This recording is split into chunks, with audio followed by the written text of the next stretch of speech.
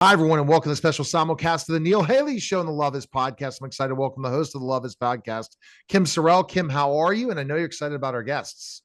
I am doing great. Thank you, Neil. And yes, I'm so excited about our guest because they have made a documentary that everybody is going to want to see. Kathleen, Jamie, and Asia Youngman. I'm so excited about the work you guys do in general, separately and together.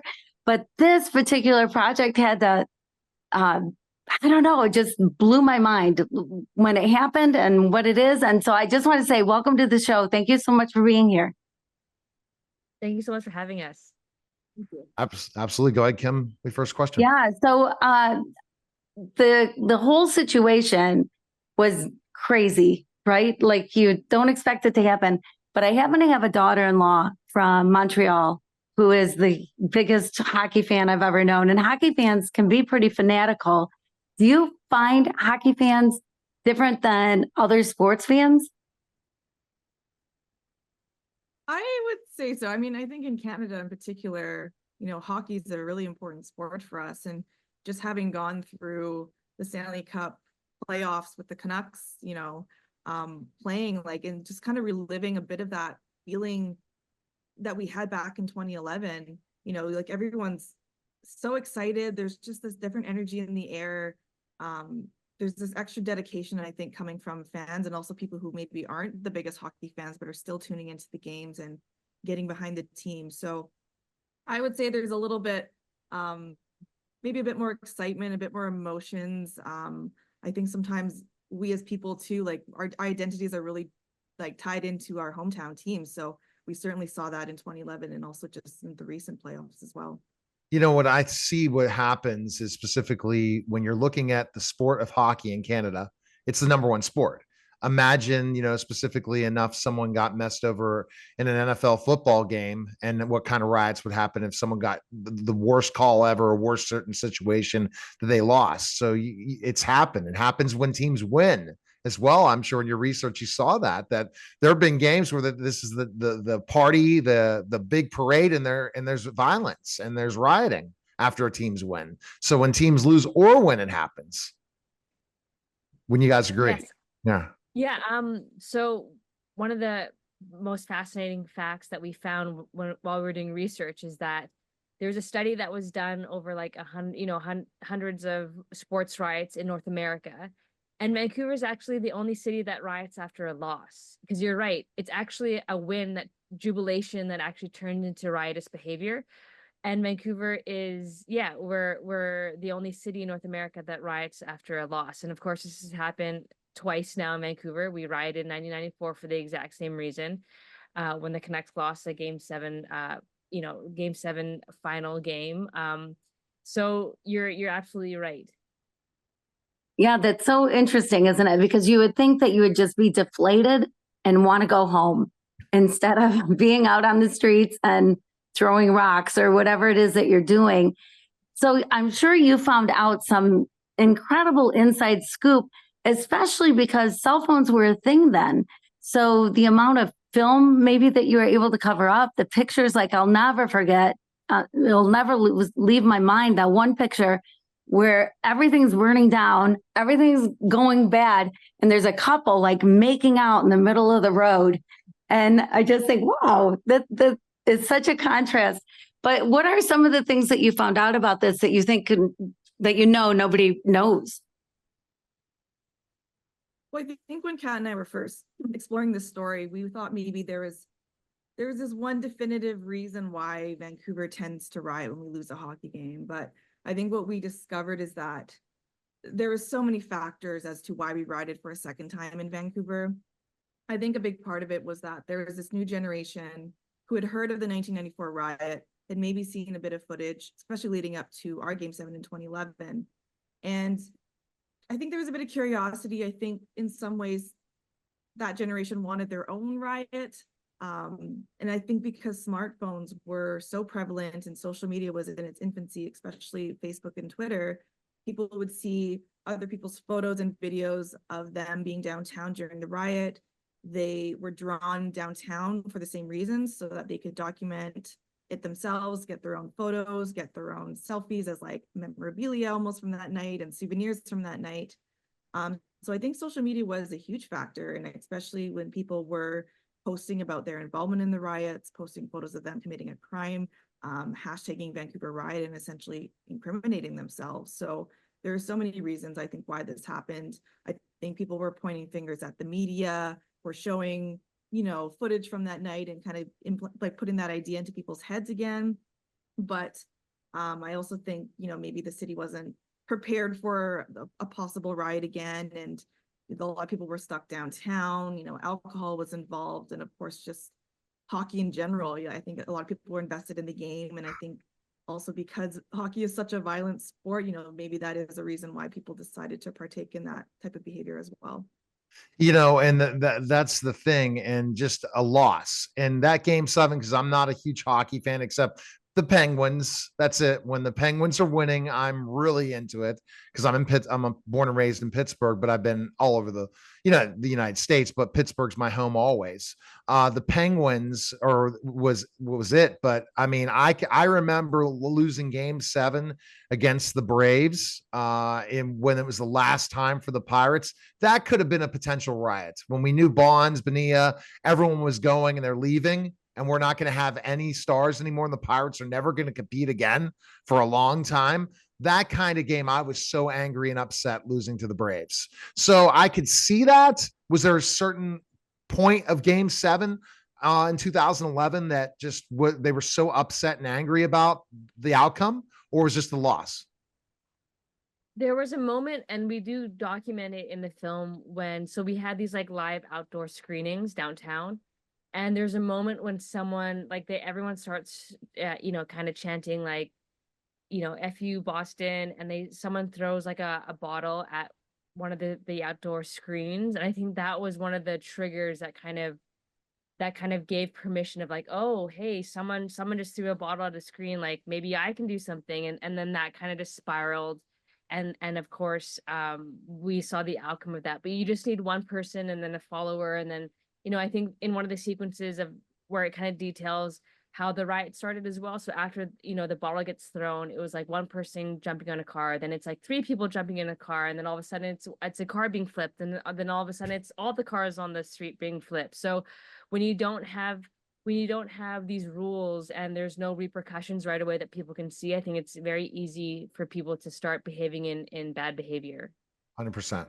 Wow. Yeah. Go, Kim. It's interesting that you had mentioned the bad behavior because, crowd mentality obviously is a thing, and to go along with what's going on would be easy to do. Your adrenaline's flowing, you're all pumped up, you're all this stuff going on physiologically in your body. But certainly there have to be people, I would like to think I'm one of them, that would go, well, I'm not going to break a window. Like, how does that play in? Yeah, I think mob mentality was a huge topic for us to explore in the film, because when we interviewed some people, they were like, I was swept up in it. I couldn't control like my decision to get involved, and I was a victim of mob mentality. And I think to some degree, people can partake in events because they want to be a part of something. I think even wearing a jersey, can make people forget they're like an individual and they're part of a bigger kind of crowd. But at the same time, there's a lot of people who decided not to partake in the riots. I was one of them. I left downtown pretty quickly because I was like afraid of what was happening. So I think on some hands, maybe mob mentality is a bit of an excuse. Maybe people use that as a bit of like I couldn't help myself kind of reasoning for their involvement, because of course I think people are capable of making their own decisions, but at the same time I don't think people should have their lives ruined for making a poor decision like that, because of course we all make mistakes as humans. All right. Well, Kim, you have a quick love question just to go throw in why this is, a special simulcast of the Love Is podcast. And go ahead, Kim, with that question, and they'll tell why I know love what they do. Yeah. So I lived dedicated a year to figuring out the true meaning of love, this question that has plagued our world, I think. forever. And the things I found out about love just blew my mind. And so I'm always curious about where love plays a role. And here it's all about rioting, it's all about violence and whatever, but love just kind of never leaves. So I'm curious what you think of where love plays a role in it all. One of the stories that unfortunately made the cutting room floors, and that is that when we spoke to those victims of assault, those who were assaulted during the riot, and we asked them what they wanted to happen to the perpetrators, and none of them wanted to actually press charges, which we thought was so fascinating, just because there was a whole online mob of wanting to make sure that these individuals paid. But those who were actually like physically hurt, who were there that night downtown, just wanted to forgive and move on, and that was the best way for them to do that, was just to not press charges and just to forgive and to go on about their lives. And I'll just add to that, I think a good example of that is when, the city came together the next day to clean up and to write messages of love and support and, apologizing for what happened to their city.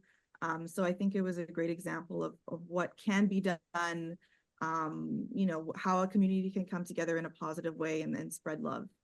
All right. Well, fantastic. ESPN, you guys got to be excited, right?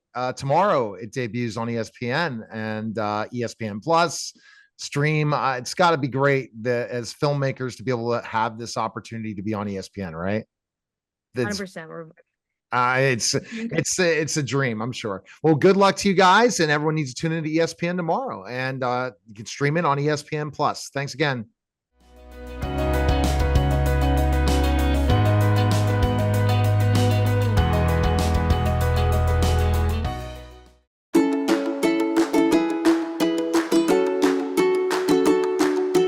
Welcome to Oak Tree Park. Located on Summit Street, the over 3-acre Oak Tree Park has a true identity of its own, complete with Bethel Park's first Gaga Ball court. Not sure what Gaga Ball is? You can learn by reading the rules that are right on the court. The beautiful neighborhood park was renovated in 2021 to provide a larger playground area, complete with new equipment, selected by local residents for kids of all ages. So, bring your family to enjoy a fun play structure with a slide and a tire swing, several spring toys, and a swing set complete with seats for all ages. To make everyone cooler and more comfortable, a sunshade was installed over the playground and baseball viewing area. Oak Tree Park also has a basketball court and a youth baseball softball field.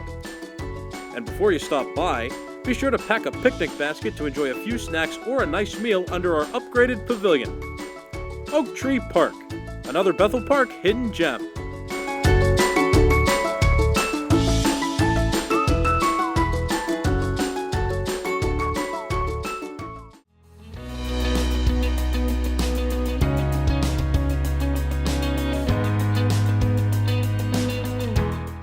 I can't believe it's the 16th season of American Ninja Warrior. I have Matt Eisman, Zuri Hall, and Akbar Baja Bia Miller on the show. And guys, how are you? And it's got to feel unbelievable. It's the 16th season.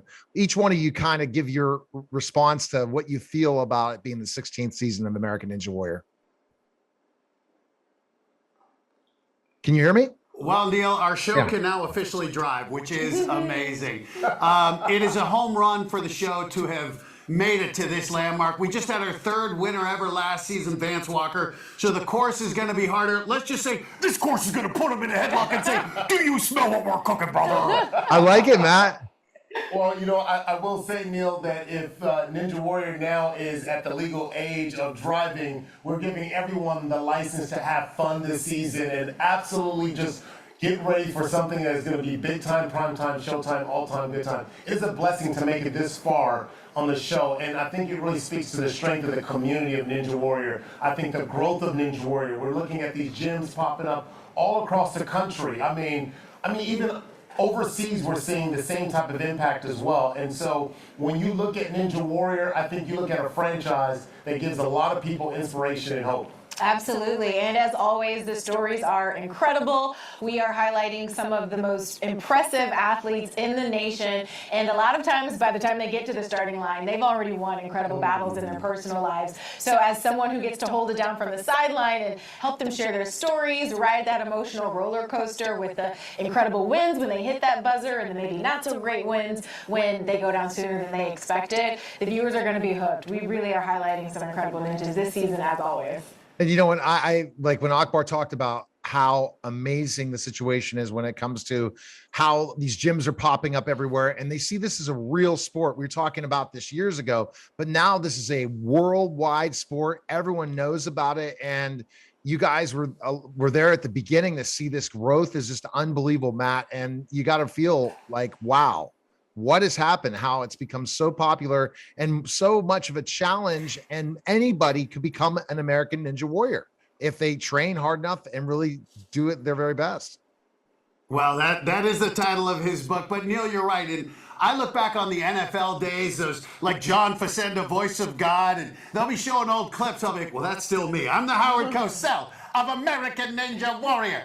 It is incredible. We've seen parents compete with children. We see Jessie Graff competing alongside her mom. We just had Sam Folsom and Isabella Wakeham get engaged. We just had Jesse LeBrecq and Chris DeGangi, who met through the show, have their babies. We got ninja babies It is now. incredible. Generational skills are coming on Ninja Warrior. Yeah, and we've seen these ninjas. You talk about the growth and the popularity. We've got two ninjas who got their own shoes. They got their own Nike shoes. We usually see this reserved for the Bo Jacksons, the Deion Sanders, the Michael Jordan, the Giannis Antetokounmpo. Like, now we've got ninjas. We've got Addie Herman and, of course, Daniel Gill. Like, that to me that's impressive, and it gives me like hope that one day that all three of us will get our own shoe. Yeah, maybe something bigger than that. Maybe Zori, do you have a fan favorite, a favorite for you this year that you want to tell us about?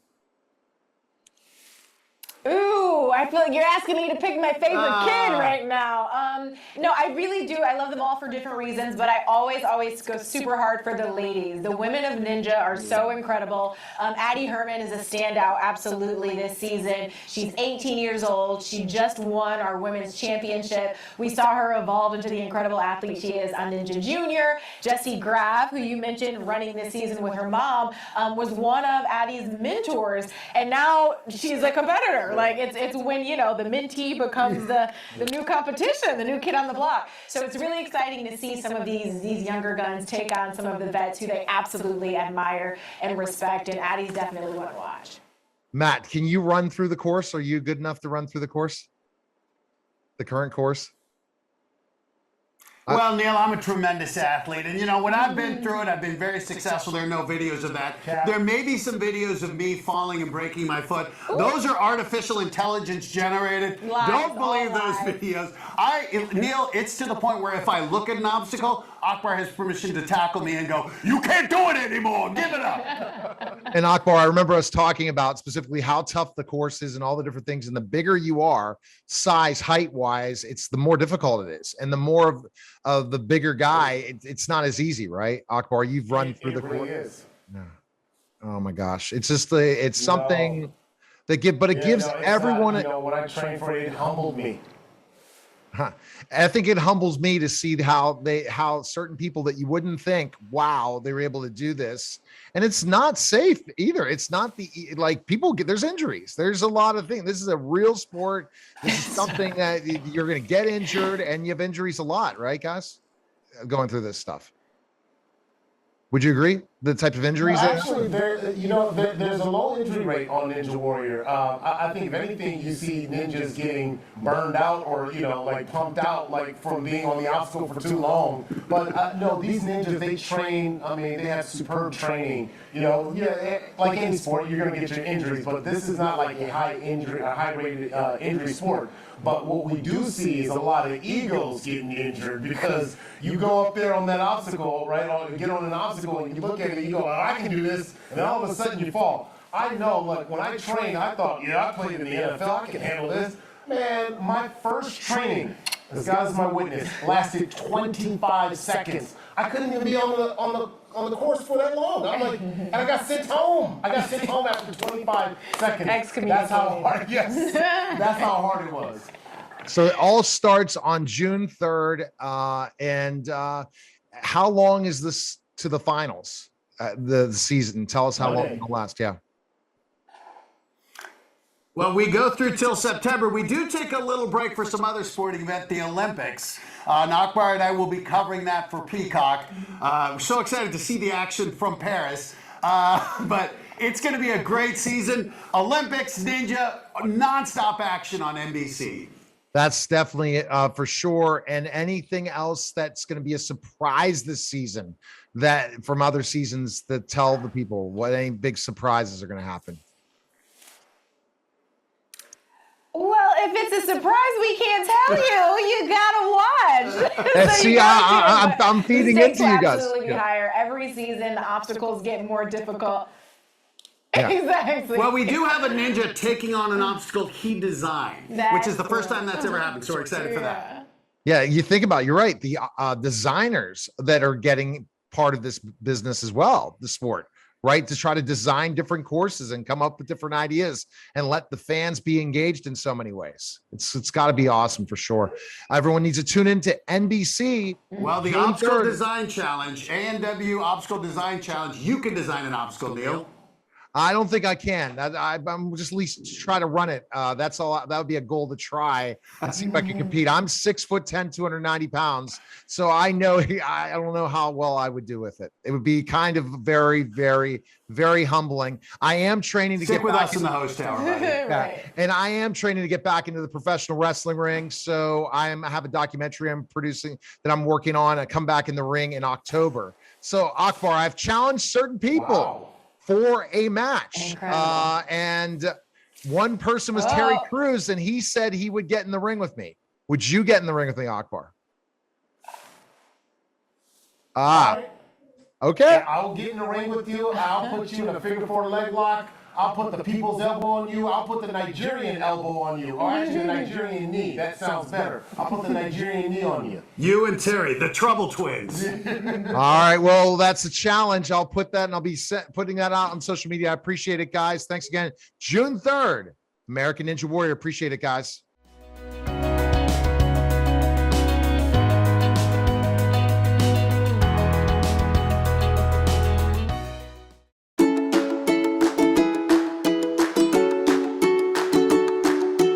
Welcome to Elm Tree Park, another of Bethel Park's recently renovated neighborhood parks.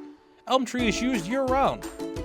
In the winter, it's known for its excellent sledding hills, and in the summer, guests enjoy the newer playground equipment that features a slide and climbing wall, a 4-seat spring toy, and a swing set with 4 adult and 2 infant seats.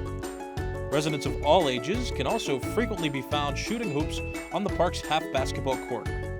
While kids are enjoying the area, parents can relax at the picnic table and even play a quick game of checkers with someone on the built-in tabletop checkerboard. The nearly 4-acre park is surrounded by beautiful green areas with lush grass and mature trees throughout. So if you're looking for a park that's a bit quieter, this is the place to visit. We hope you can stop by Elm Tree Park soon, another Bethel Park hidden gem.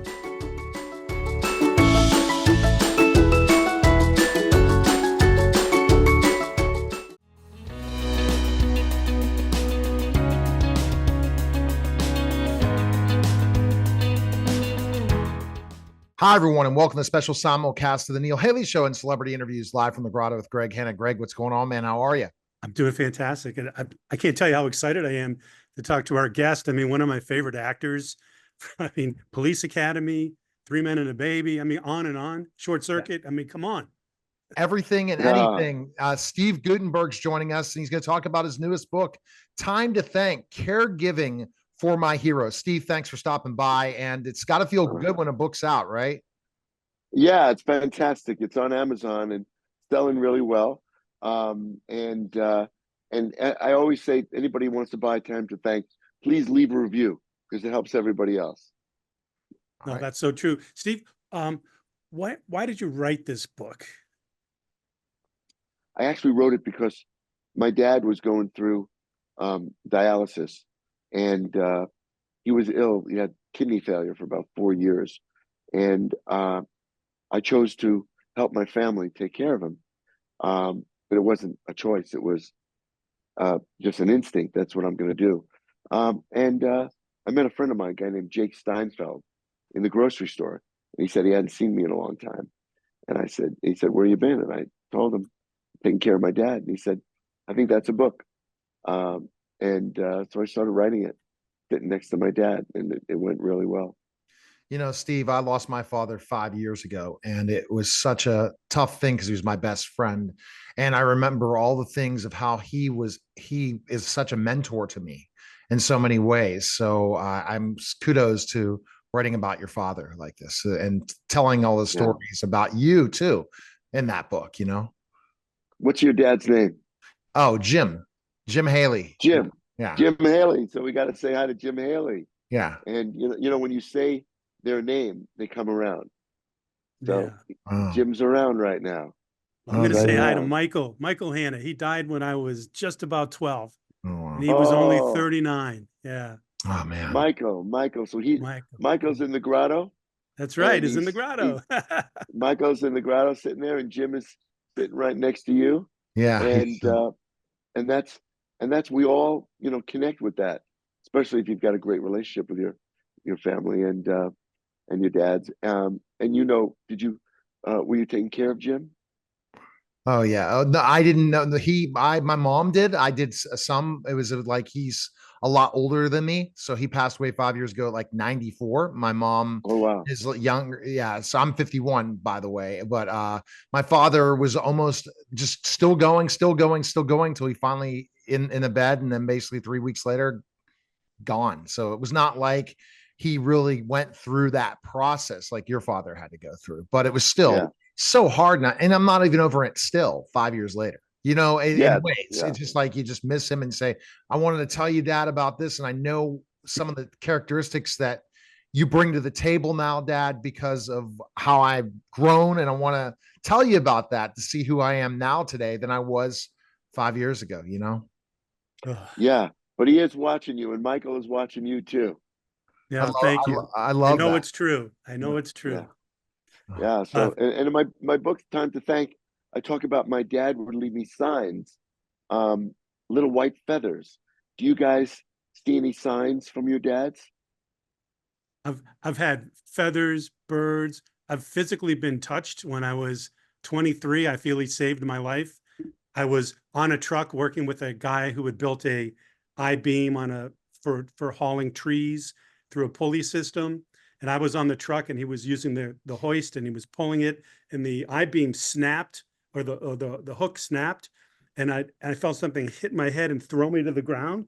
And the little U joint like went flying through the back windshield like a bullet. It would have taken my head off. And there was nobody there. That was amazing. That's him. Yeah. That's him. Yeah. Yeah. That's more signs is like a cardinal or certain things, and I just know he's there. That's more for me.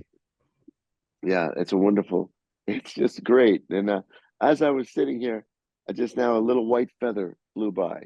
Oh wow. Yeah. That's incredible.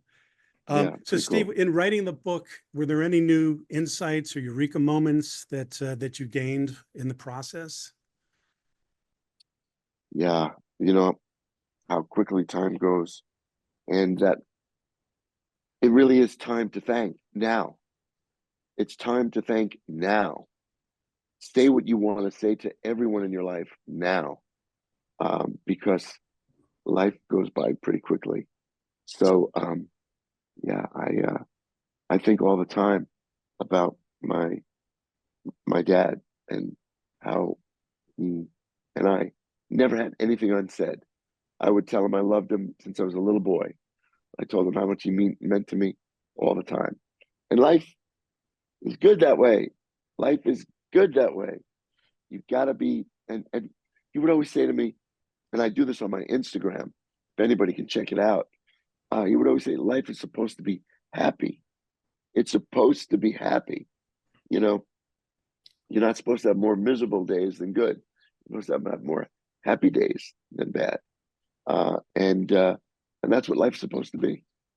Yeah, my father was always trying to stay, stay in the present, never forget the past, move on to don't, Yeah. and he was really good about that and he would get happy at certain times. I'm like, Dad, we're going through, a challenge, and he was there. And I remember every time he would be that kind of bearer of getting me back in track when I'm struggling. That's one thing I just saw from him, and just ultimately, Right. and he always cared about my happiness before himself. Right. Mm. What a great guy Jim is. And Yeah. and was and is, because that's what a parent does. They love you so much. They just want you to be happy. Whether you're doing a podcast, whether you're working in construction, whether you're a doctor, or you're a lawyer, doesn't matter. I want you to be happy. Then everything else is good. Steve, what do you want the readers to learn most about or get most from this book? I want people to know that life is an amalgamation of moments, really happy moments, just a few bad moments. But for the most part, we're here to enjoy each other's company. It's not a solo trip. It's a trip to do with someone else, with your family, people you love. This story, Time to Thank, is about an extraordinary guy in a regular life who had a son who's a regular guy in an extraordinary life. Wow. How much did he help you in your development and stuff, and being Oh my God. acting and all that? And Well, he encouraged me to take theater classes, encouraged me to write, encouraged me to work out and get in the gym. He encouraged me to have fun, study, be serious, get your work done, but also have a good time. Yeah. He encouraged me to do all that. wow. Amazing. Sounds like an amazing man. How Really was. long has it been since he passed? Has it been a while or? It's been a year and 10 months. Yeah. Yeah. Still pretty fresh. Yep. Yeah, very fresh. Yeah. And what I see from you, Steve, is that, this is the greatest honor in the world to write this book for your father. He's just watching, and it's got, like I said, I'm thinking of writing a book about my dad, who graduated from the Naval Academy #2 and worked with Admiral Rickover. And so Oh, wow. he's a brilliant guy, and I want to kind of highlight his life. And he was vice president of Wyoming Mineral Corporation, which was Westinghouse. I didn't Wow. get to the levels he is now. I guess I'm a late bloomer getting to a certain level, but it's just that he was just such a brilliant man in so many ways, and how talented he was. The And last thing he would hardworking. want, I'm sure the last thing he wants is any comparison, because you're your own person, your own beautiful, wonderful person. Yes. And, and that's the coolest part of it. We're all these individuals, and we all have our stuff to contribute. The fact that you love your dad so much is everything. And I love positivity, and you guys are very positive. Yeah. And on my Instagram account, I started it because I was sitting in the hospital, and I would come outside and just talk to social media and ask, does anybody out there feel how I feel? And thank goodness, people wrote back and connected, and I think that's what's great about Amazon, is that you can connect easily through Amazon. And as I said, I hope that people get to read Time to Thank and leave a review, because that's communication. We need to be a community. We need to not isolate, because the phones and our cars can make us isolate. We need to be a community. We need not to isolate. Very important. Yeah, social media has really helped with that. Yeah. All right. Steve, and then so ultimately, also your stories in the book are about your career too, in it, right? Is this almost? Yeah. Yeah. We have a lot of fun in the book about how my dad loved Hollywood. He loved Hollywood, and he loved the private jets and the movie stars and the premieres, and he used to love the craft service tables. and the limos and just having fun. The studios, loved it. Well, my time was he would take me to all these basketball games. I was played Division III college basketball, and I'm a former professional wrestler making my comeback into the ring at 51. Wow. So I guess I'll have to definitely be thinking of my father. My documentary, I'm doing a documentary with it as well, and it's starting in October.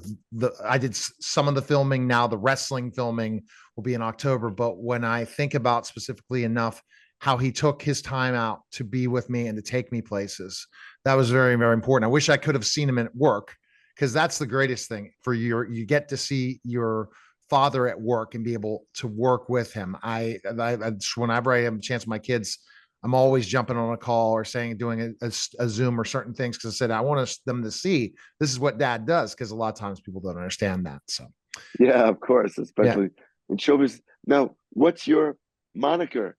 I have different names, but now I'm going to come back as the media giant. But I worked as Big Deal, The Real Deal, Giant Warrior, Leviathan, a bunch of different names. Giant Butch Bronson in Germany. So if you watch Dark Side of the Ring, a lot of those guys, I know some of those guys I've worked with back in the day in that time period. But we're creating a documentary that's going to show my comeback into the ring and have like a 3-day deal. And who knows if I'll stay in the ring or not? That's to be determined. All right, now, Greg. Are you very tall? Are you a tall guy? 6'10", 290 pounds. Yeah. Oh, all right. So, wow. So you got a great character, and you should keep doing it, man. Okay. It's a great career, and I know a lot of guys who wrestle. I'm thinking of doing movies too. I want to do some background stuff and all that, 'cause they like big guys. Sure. So I'm thinking of doing that as well once I get into the final shape. Goals, because I'm also trying to fund a movie with Chris Mulkey for the Road Warriors, a story about the Road Warriors. He wrote a book on that. I wrote a screenplay on that, Chris Mulkey. So Chris and I connected and stuff. So we'll see. All right, now, Chris is the Undertaker, or no? Chris Mulkey's an actor. He's a working actor. You look him up. No, Mulkey. Okay. He basically he's been in many, many movies. Working actor. I don't know. You probably worked on something with him. Who knows? I'm sure. Yeah. All right, Greg, go ahead with your final question. This is going to be really interesting. All right, great. Steve, thank you so much. I really appreciate meeting you and your time and all of your thoughts and your heart that you shared with us today and in the book. So tell me, what do you feel, Steve, is the most important thing in life you've ever learned? That love is the most powerful force on earth, that it could turn a battleship around, that it can stop a war, that love can make anything happen. Love. It's all about love. It just is. And when you have love in your life, you can scale a mountain. You can do anything. You can do what people say you cannot do. Belief and love. Yes. Belief and love. That's wonderful. Thank you. All right. Thanks, Steve. Best place to pick up the book is Amazon, independent bookstores anywhere, right, Steve? Absolutely. Please do, and check out my Instagram.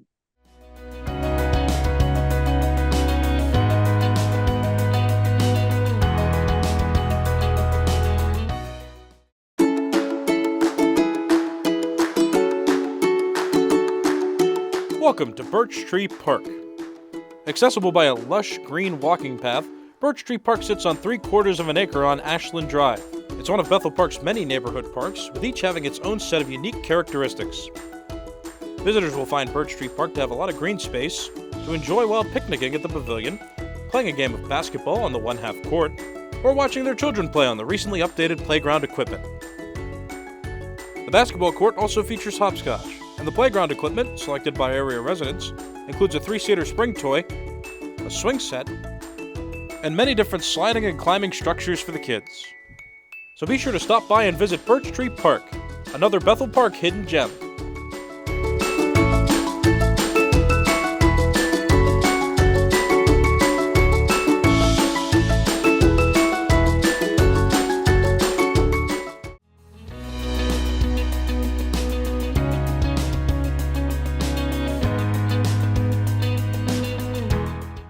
guest today is Tabitha Starcher. She's going to talk about the Daytime Emmys and what her role is with the Daytime Emmys. Tabitha, thanks for stopping by. And, you know, it's that time of year, right? Emmy Awards and gift bags and all of that. So how are you, Tabitha? I'm good. I'm good. And it is Emmy season. You are correct. We just finished the sports Emmys in New York City and we are off to the races. The daytime Emmys are coming up here this Friday, June 7th on CBS. All right. So tell me specifically enough how it basically what your role is and how the gift bag and gifting station works and all that stuff. Yeah, so I'm head of business development for the National Academy. We do several shows, including the sports Emmys and the daytime Emmys, the news and documentary Emmys, and the children's and family Emmys. So we've got something going on just about all year long. And my role here really encompasses a little bit of everything. We're kind of a small team, and so we wear a lot of hats around here. But one of the things I do is, I would say one of the funner things I do, how about that, is we do gifting. And so what we do is we gift to the winners, the hosts, and the presenters of all of our shows. See that, and that's interesting to know because we don't know what happens on the red carpet.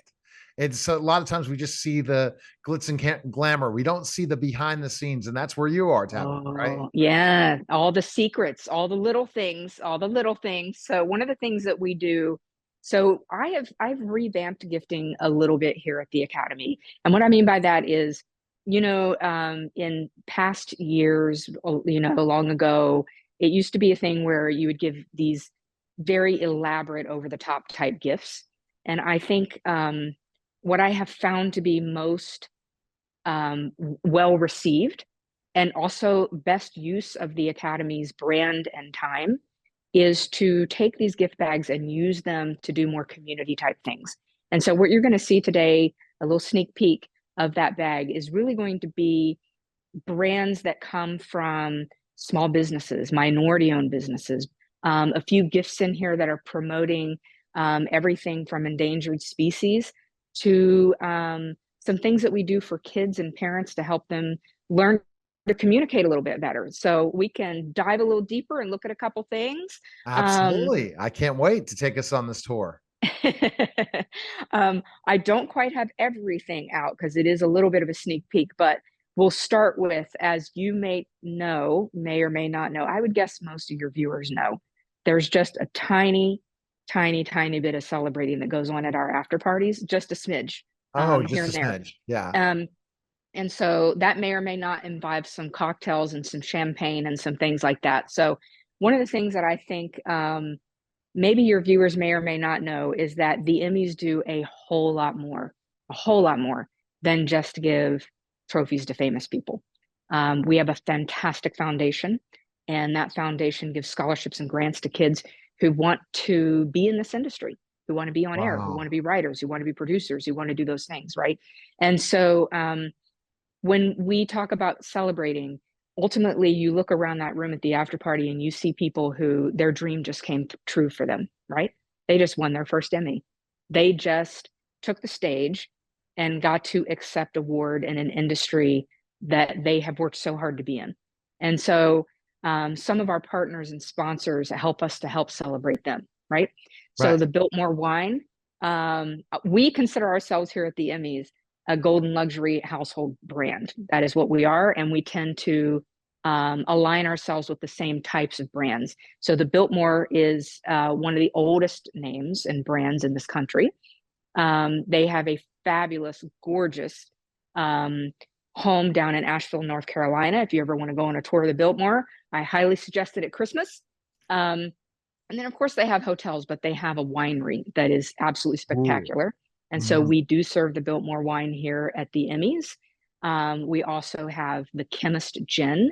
We have Four Roses Bourbon.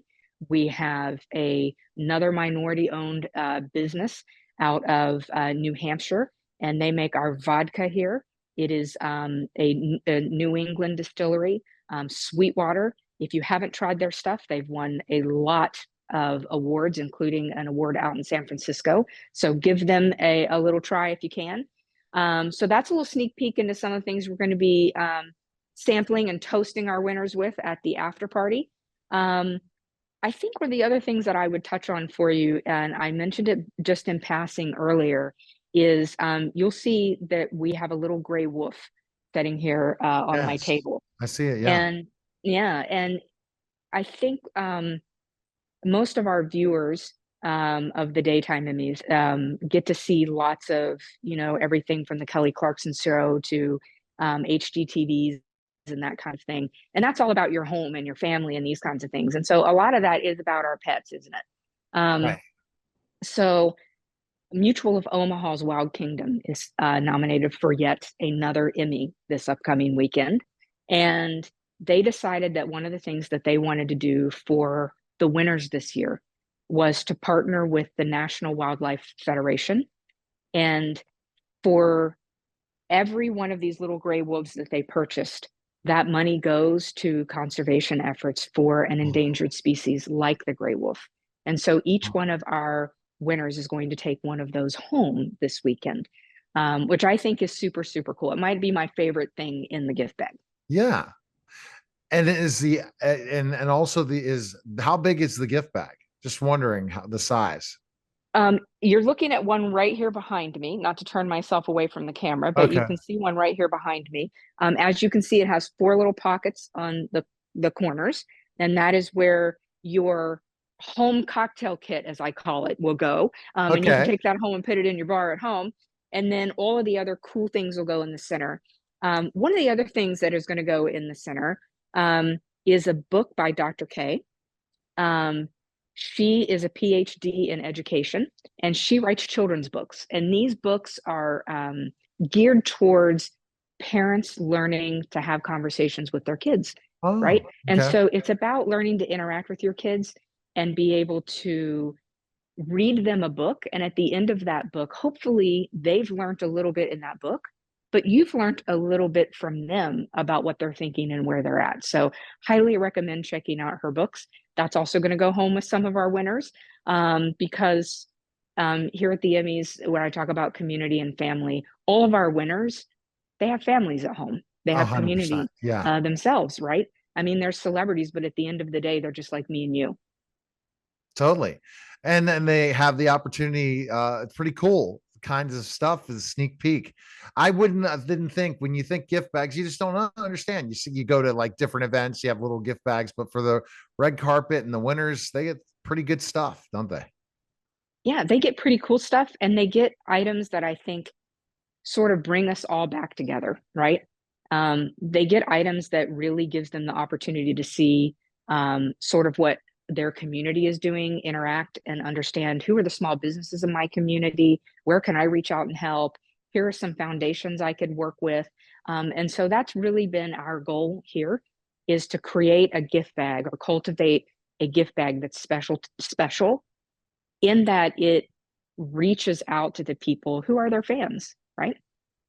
How busy is the process going up to the daytime Emmys? What you've been doing all the way preparing to this weekend, which I'm sure you're overwhelmed right now. Like, okay, get me to the next spot.